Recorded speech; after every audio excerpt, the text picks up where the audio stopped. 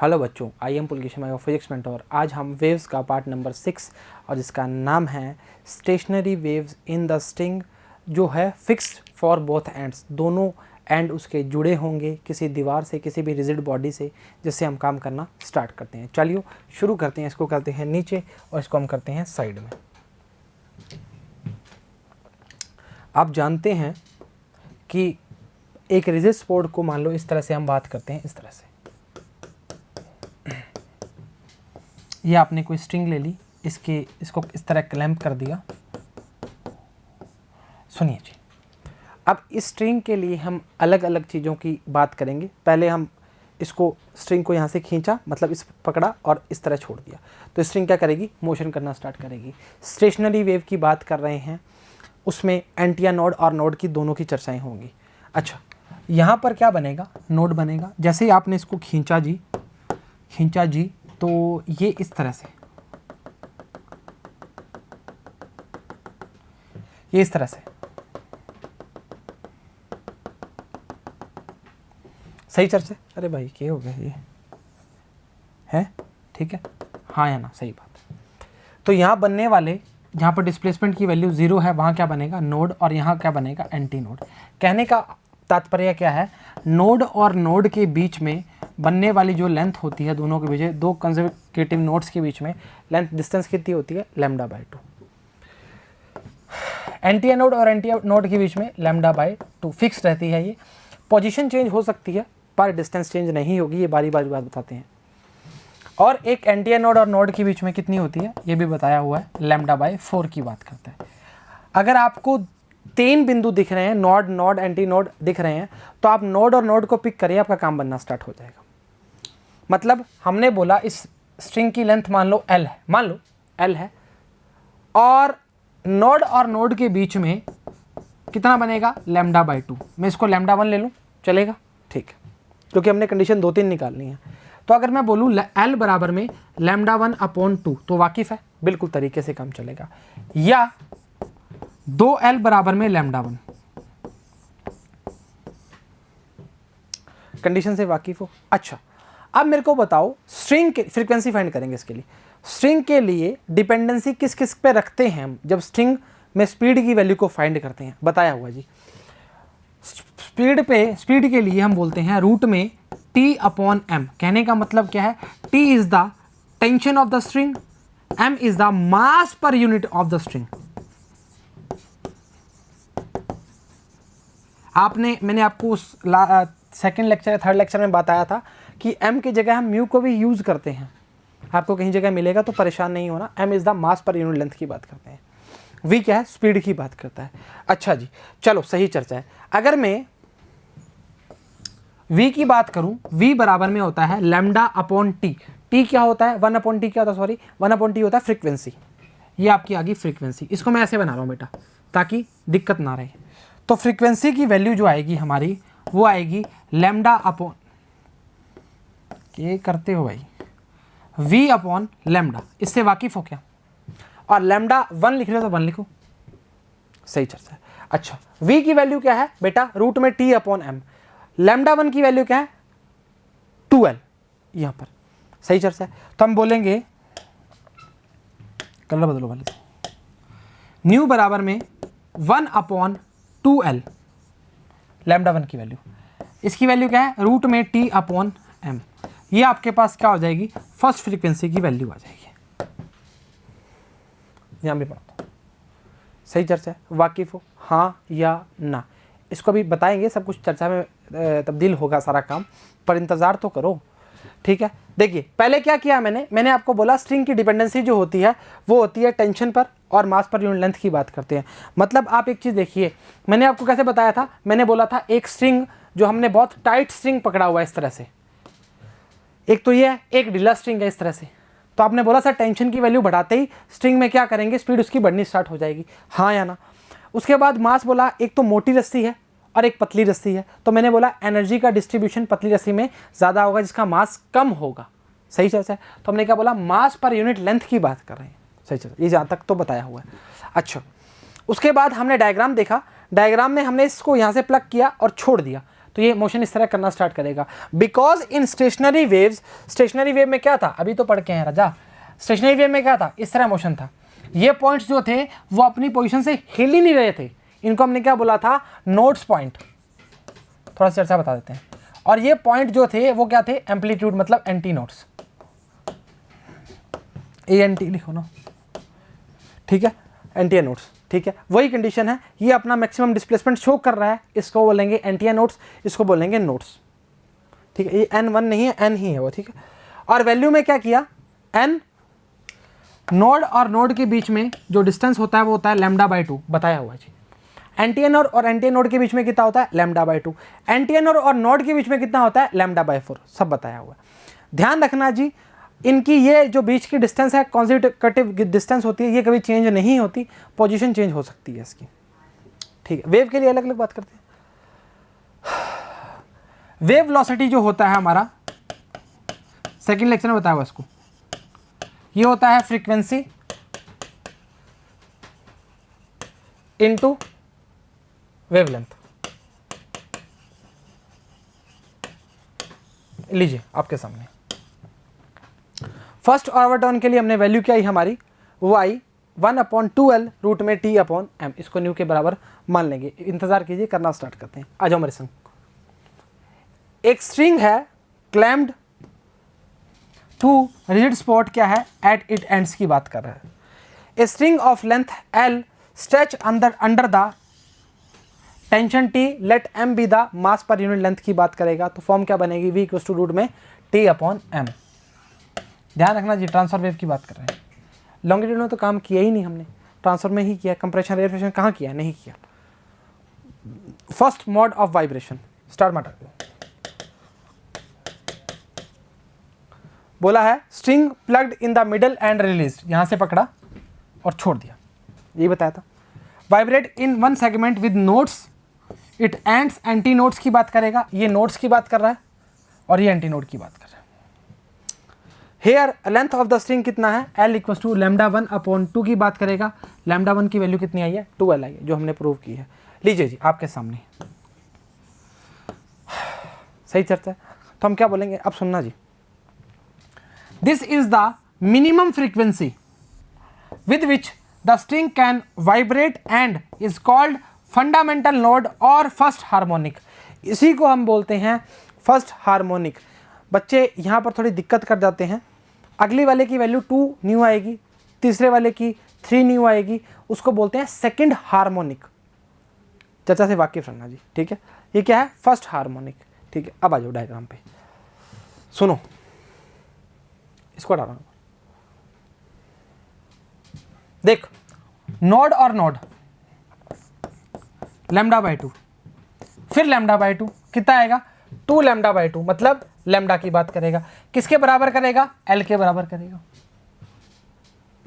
अरे राजा क्या कर रहा है, λ/2 क्या हो गया, लैम्डा हो गया, सही है। मैं इसको L बराबर में 2 λ/2 लिखना चाहूंगा। क्यों लिखना चाहूंगा, इसका इंतजार कीजिए, बताऊंगा। आपकी सुविधा के लिए लिख रहा हूं, कोई दिक्कत मत करना। अच्छा, अगर मैं बोलूं न्यू बराबर में क्या था, याद करो वो बात पुरानी, हमने बोला था V/λ। अरे क्या दिक्कत कर रहा है, λ/न्यू एक ही बात है। चलो, V की वैल्यू क्या थी, रूट में T/m, ठीक है। लैम्डा की वैल्यू क्या है, यह आएगा 2 λ, सॉरी इसको लिखो 2L/2, इसको λ2 लिखो। अरे गजब बात करते हो, तभी मैं उल्टा कैसे हो रहा है। अरे रुको, यह आएगा 2L/2। अच्छा ये बताओ, ये वैल्यू किसकी है, अरे रुक जा रे, ये वैल्यू किसकी है, न्यू की। तो हम बोलेंगे जो हमारा ये वैल्यू क्या आएगा, 2 न्यू के बराबर है। अरे फर्स्ट वाली वैल्यू नहीं थी 1/2L रूट में T/m, वही तो चेंज किया। तो हम, अरे रुक रहे, क्या बोल रहा है, in this string pressed in the middle and plugged at 1/4 length, then the string vibrate in 2 segment.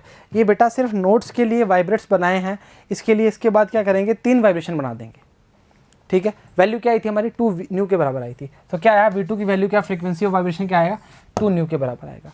इसने सीधा कर दिया, कोई दिक्कत नहीं, उससे कोई फ़र्क नहीं पड़ता, बिकॉज इसने इसको 2l अपॉन माना ही नहीं, ठीक है। और इसको 2 का ऊपर नीचे इसकी वैल्यू को मल्टीप्लाई करोगे तो वैल्यू सेम ही आएगी, उससे कोई फ़र्क नहीं पड़ता। चलो, this frequency is called first overtone. ये यहाँ बच्चे थोड़ी दिक्कत करते हैं, क्योंकि फर्स्ट में वैल्यू जो आ रही है वो 2 न्यू आ रही है, उसमें कितनी आ रही थी, न्यू आ रही थी, एंड सेकंड हार्मोनिक। अगला जो पार्ट आएगा उसकी वैल्यू कितनी आएगी, 3 न्यू, तो वो क्या होगा, second harmonic, sorry second overtone. चलो ठीक है, अब देखिए मैंने क्या बोला था, 3 बन जाएंगे, तो 3 के लिए वैल्यू क्या आएगी, देख, नोड नोड लैम्डा बाई 2 और लैम्डा बाई 2, ये कितना आएगा, 3 लैम्डा बाई 2, ठीक है। सीधा करें, सीधा करके देखते हैं। न्यू बराबर में क्या था, वैल्यू रखो v अपॉन लैम्डा, ठीक है, लैम्डा 3 लिख दो, लैम्डा 3 लिख दो, ये l के बराबर रहेगी, तो 2l अपॉन 3 बराबर में लैम्डा 3, रूट में t अपॉन m चल रहा साथ साथ में। वैल्यू क्या आएगी, वैल्यू आएगी बेटा, वैल्यू आएगी 1 अपॉन 2l 3 रूट में t अपॉन m। ये पार्ट क्या था, हमारा न्यू का पार्ट था, तो ये आएगा 3 न्यू, तो ये न्यू 3 की वैल्यू क्या आएगी हमारे पास, 3 न्यू, मतलब पहले की वैल्यू, सेकंड की वैल्यू और थर्ड की वैल्यू का रेशियो अगर निकालेंगे तो कितना आएगा, 1 2 और 3। चौथे वाले का निकालोगे तो क्या आएगा, 4 आएगा, पाँचवें आएगा 5 आएगा। ऐसे करते करते अगर हम निकाल लें तो कितना आएगा, p आना चाहिए, p तक निकाल सकते हैं, n तक निकाल सकते हैं, उससे कोई फर्क नहीं पड़ता। तो यहाँ पे 3 आया, तो p के टाइम क्या आएगा, p के टाइम क्या आएगा, p अपॉन 2l रूट में t अपॉन m, कहानी खत्म, खेल खत्म। तो न्यू p की वैल्यू क्या आएगी, 3 सॉरी p व्यू, p न्यू, कहानी खत्म, खेल खत्म। आ जाओ, बोला है if string is pressed at the 1/3 of length from one end and plugged at 1/6 length, it will vibrate 3 segments, 1 2 3, 3 segment में हो गया। वैल्यू क्या आई, लैम्डा 3 लैम्डा अपॉन 2, इसकी वैल्यू 12 अपॉन 3 की बात करना स्टार्ट करेगा और 3 न्यू की बात करना प्रारंभ करेगा। आपके सामने है सब कुछ। The frequency is called second overturn और थर्ड हार्मोनिक की बात करना स्टार्ट करेगा। अगर आपसे पी के बारे में पूछा जाए तो क्या बोलोगे, पी के लिए पूछा जाए तो क्या आएगा, पी न्यू की बात करना स्टार्ट करेगा। आसान चीज़ है, मुश्किल नहीं है जी, बनाओगे तो बनती जाएगी, ठीक है। चलो, ये आपके सामने डायग्राम है, पी हार्मोनिक की बात करना स्टार्ट कर रहा है। दस द वेरियस फ्रिक्वेंसीज रेशो क्या आएगा, 1 2 3 dash dash dash so on, ये बता दिया आपको। From the harmonic series this fundamental itself as first harmonic की बात करेगा।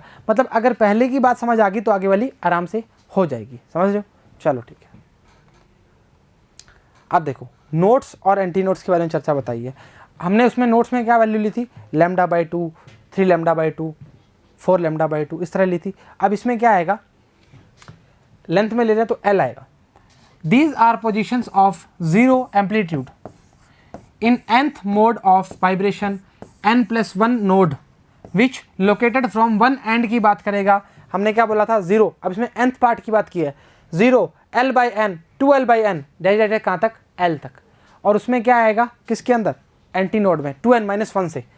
तो this position for maximum nth mode के लिए अगर हम एंटी नोड की बात करते हैं तो क्या आएगा, l upon 2n 3 5 2n-1 l 3l 5 2n-1 upon 2n। nth mode पहले ही बोल दिया ना, क्या दिक्कत कर रहे हो। चलो ठीक है, एग्जाम्पल पहला क्या बोल रहा है, बोल रहा है length of a sonometer wire is 0.75 metre and density कितनी है, 9 × 10 की power 3। It can bear a stress of 8.1 10⁸ without exceeding the elastic limit. ठीक बात है। What is the fundamental frequency that can be produced in the wire.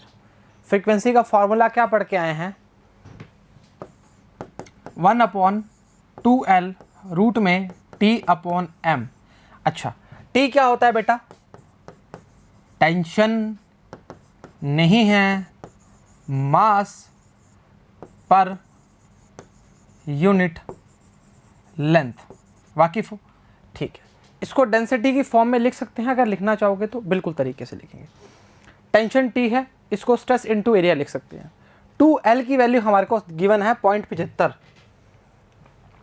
Density हमें given है और stress हमें गिवन है। आ जाओ जी, इसको फॉर्म को तोड़ते हैं जी।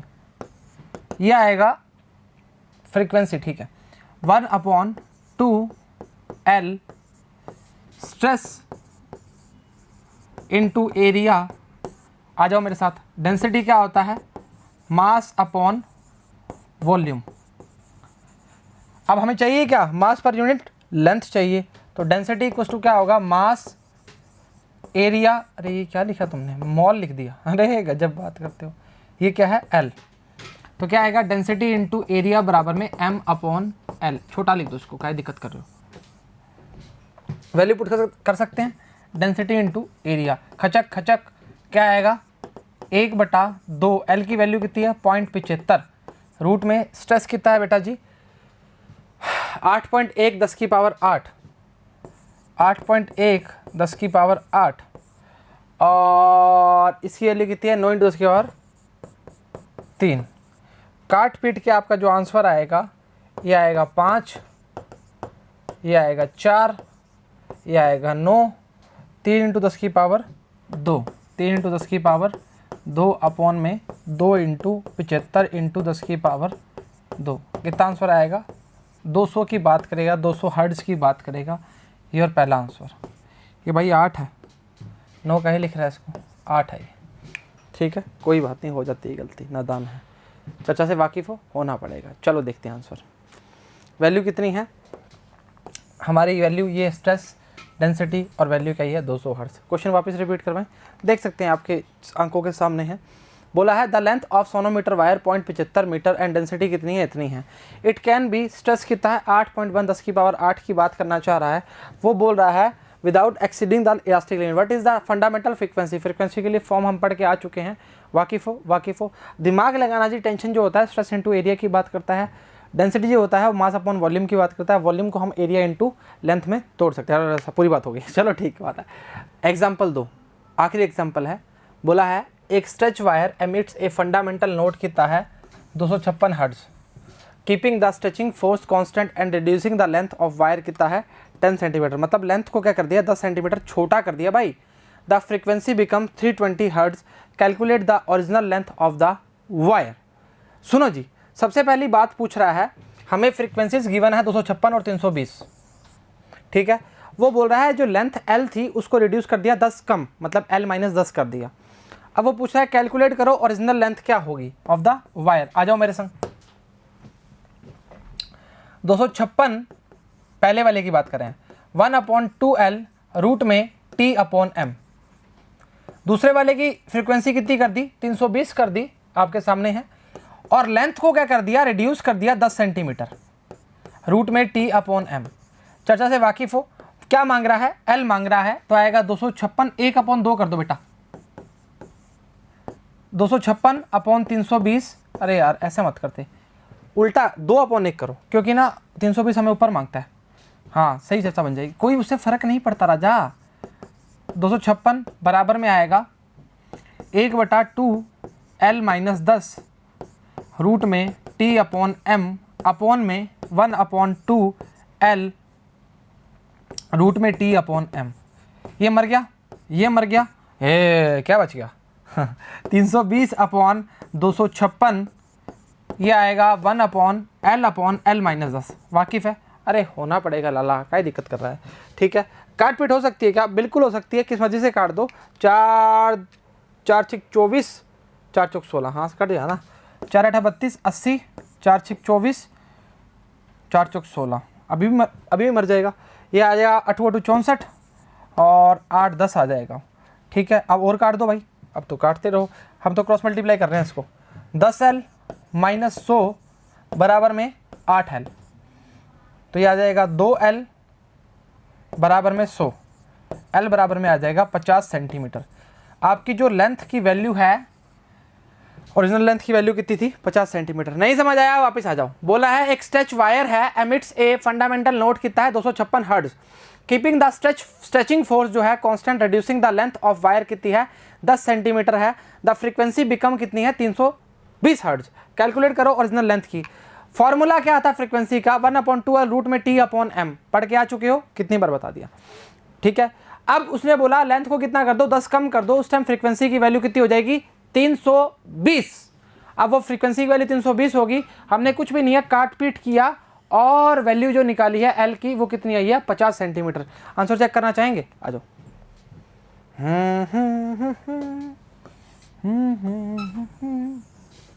कितना आएगा 50 सेंटीमीटर। अरे दिख नहीं रहा क्या, अरे लाला क्या दिक्कत कर रहा है, ये ले, ठीक है। उम्मीद करते हैं लेक्चर समझ आया, पसंद आया, बराबर देखा, बराबर उतारा और बराबर ही घर वालों की बात मान रहे हो। तो आज के लिए इतना ही, सभी को all the very best and thank you very much.